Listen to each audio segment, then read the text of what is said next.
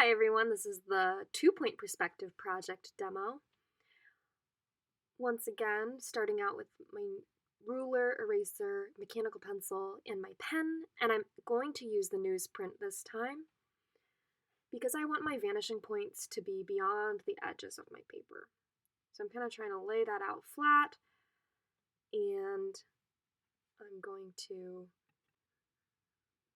add my border, again, 1 inch like last time.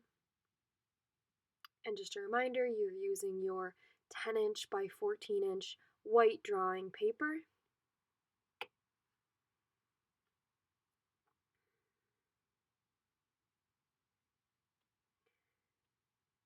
And I'm going to use tape to tape down my newsprint.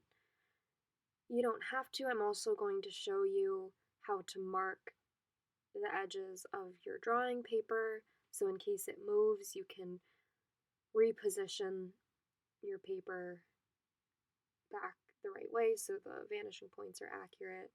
So there I am, I'm drawing the corners and the edge, just little marks, so I can reposition it if I need to. Yep, just like that.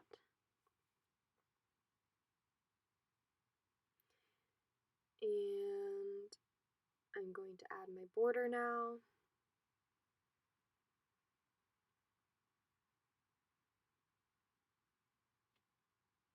Just measure 1 inch around the edges. There's your reminder, it's a 1-inch border. And I'm just measuring around and drawing my border very quickly. And now I'm going to draw my forms and my horizon line. So I really want it within those marks, so I'm going to draw my horizon line, and it's going to extend beyond my paper. That way my vanishing points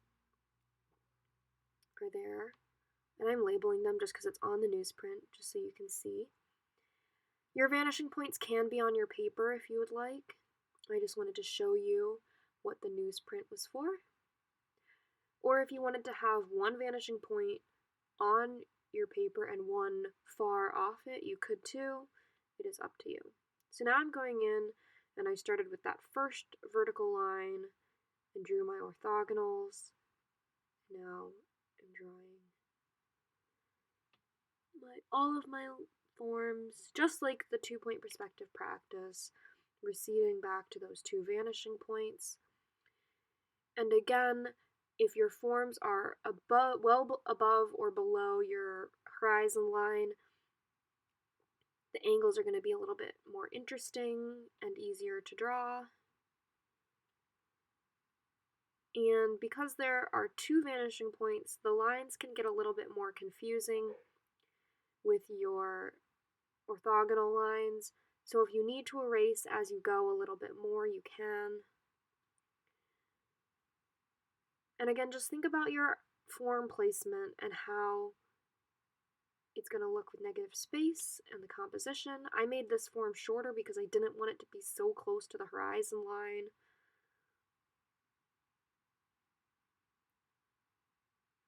And because I have so many lines, I'm kind of going through and erasing. And I started erasing one of my actual lines. If you erase a line that's supposed to be there, when you go back and fix it, use your ruler. Don't just eyeball it. You really want to be precise with these drawings.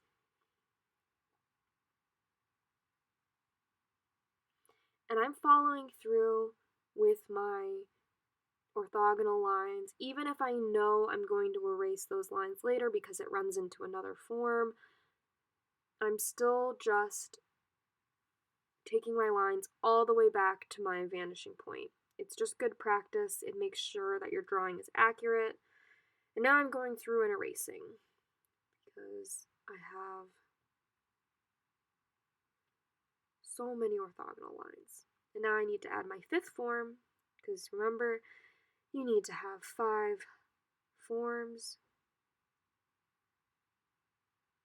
And this one I'm actually okay with it being so close to the horizon line.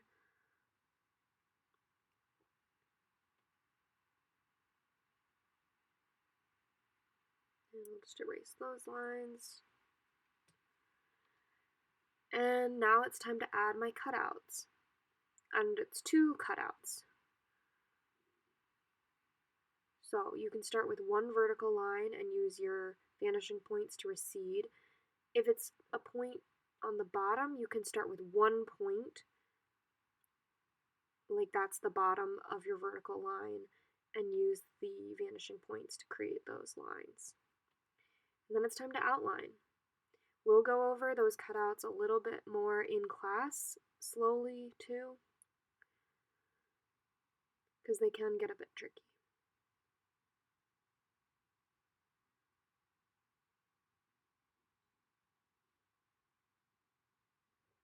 And I'm just outlining and going through and erasing.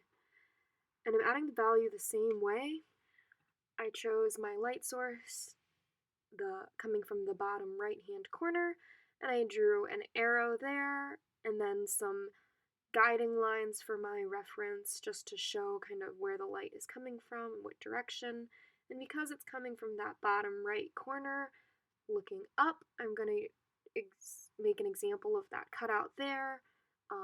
It would have some highlights or some lighter mid values or transitional values inside of it, and I am stippling just to show a different value technique, because you can mix them up.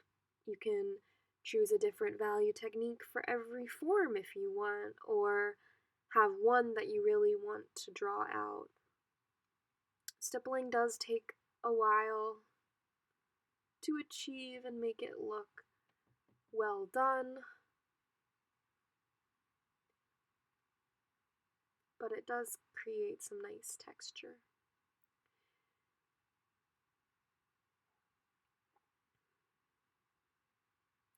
And then this form with the 2 cutouts is in front of my other form, so that plane, even though, because it's kind of its bottom and the light is coming from below, because it's behind another form, that other form would be blocking the light from that bottom plane there. So I'm choosing a darker value there.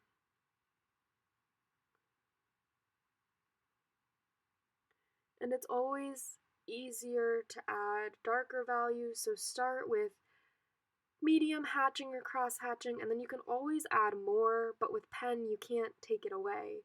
So just start from your lighter values and work to dark, something like that. And then just keep adding those values.